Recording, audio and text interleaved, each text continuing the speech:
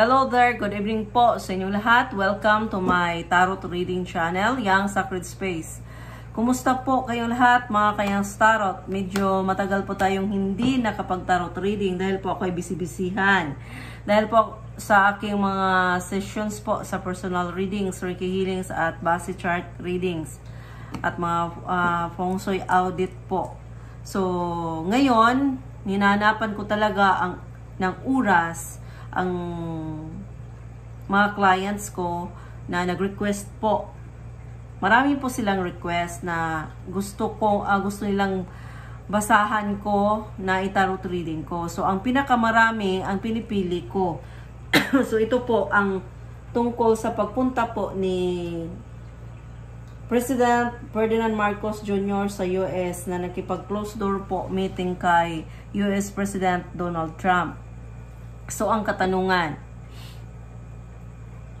sino po ba ang nag-initiate talaga? But before po tayo magsimula sa reading na to, paki-like and share, comment, at paki-subscribe. At sa mga bagong followers at subscribers ko na gustong magpa-personal reading, tingnan nyo lang sa description below ang aking WhatsApp number. Doon nyo ako kontakin kasi direkta na talaga na masasagot ko kayo. So, ngayon, simulan na po natin. Ang unang tanong na i-highlight talaga natin, kung sino ba ang nag-initiate talaga? Si US President Donald Trump ba? Siya nga.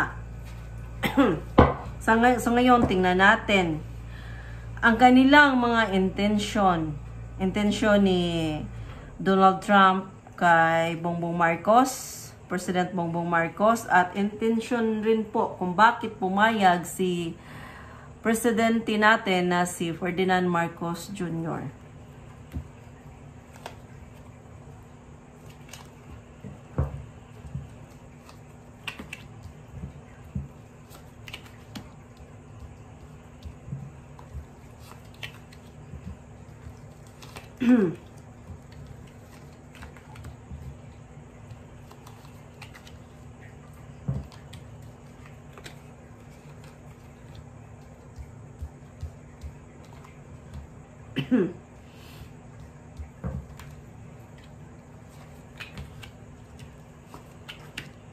Nakikita ba lahat?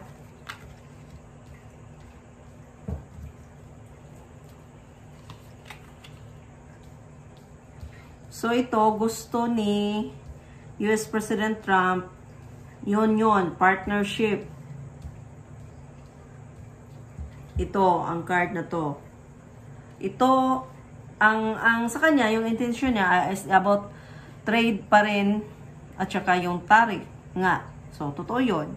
But, gusto niyang tapusin din yung hindi magandang relasyon po ng Pilipinas at Amerika sa bansa niya.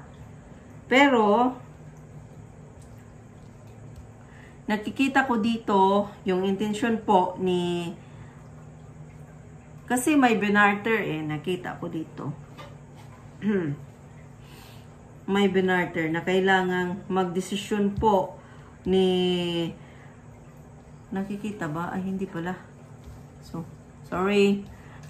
So, may binarter, kasi, yung hinihingi po kasi ni US President Trump ay hindi po siya fair. So ngayon, kailangan magdesisyon ng ating presidente kung siya ba ay papayag doon. But wala siya magawa dahil po sa isang pangyayari na nagbigay gulo po sa kanyang isip or nagbigay ng problema, turmoil sa pag-iisip po ng ating presidente dahil po sa babaeng ito. So, ang babaeng ito ay may nangyayari sa kanya na nang dahil po sa kanyang travel po sa ibang bansa, may problema pong nangyayari na may nawala. So, may nawala. So, doon po sila nakakita, doon po may problema yung pag-travel ng babaeng ito. At sa pag-travel niya, may nawala at nasangkot po siya. So, alam naman natin kung anong kinasasangkutan ngayon ni Lisa Marcos na issue. So, may barteran po na nangyayari sa kanila. So, kaya pumayag po ang ating presidente dahil po may gusto siyang pagtakpan. Grabe ako magsalita, no? Diri-diretso.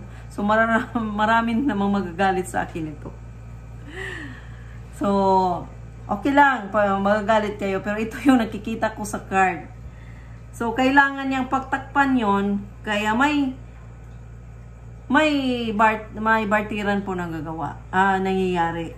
So, yun po na nangyari sa tariff natin na pag papasok ang yung ano nila sa Amerika dito, yung mga produkto nila, 0 po ang tariff. Pero pag yung mga produkto natin papasok sa kanilang bansa, 20%. So sa Bisaya pa nakahangyo ng 1%. Oh my God. So, grabe yun So, sino po yung kawawa? So, tayo po, talo tayo dito. Yung mga Pilipino. Sa kaganapan po ng closed door meeting nila, hindi po si President Ferdinand Marcos ang natalo, kundi tayo, mga Pilipino. So ngayon, anong mangyayari? Parang inaabandona po tayo. Yung usapan nila, ang nangyayari, pinili ni President Ferdinand Marcos ang kanyang asawa kaysa mga Pilipino. Kasi may gusto siyang pagtakpan. Yun po yung totoong kaganapan o yung totoong intensyon kung bakit pumunta doon si President Ferdinand Marcos. Kasi alam na niya na may yung hiningi po ni US President Donald Trump na unfair po yun. Pero, pumayag pa rin po ang ating presidente. So, ginawa tayong bobo dahil may palugit na 1%, naging 19%. So, ano yung nakuha natin doon? Talo pa rin tayo. So, tayo po ang nasakripisyo sa pag-uusap nila. So, si Trump pa rin ang nanalo. Kaya, ngayon, naintindihan ko na, sa sarili ko naintindihan ko na kung bakit ayaw talaga ni former President Rodrigo Roa Duterte sa US. Kasi iniisip lang nila yung sarili nila. Akala lang natin na tinutulungan tayo, pero yon pa rin. Negosyo pa rin ang iniisip nila. So, walang tulong na nangyayari. Yun ang katotohanan. So, yun lang po, mga kayang starot. Gusto nyo malaman ang kaganapan, ang mga intensyon nila, bawat isa sa kanila. So, nakita rin natin kung ano yung talagang kaganapan. So, nag-success po silang dalawa. So, ang mga Pilipino po, nag-reverse po ito, talo po tayo.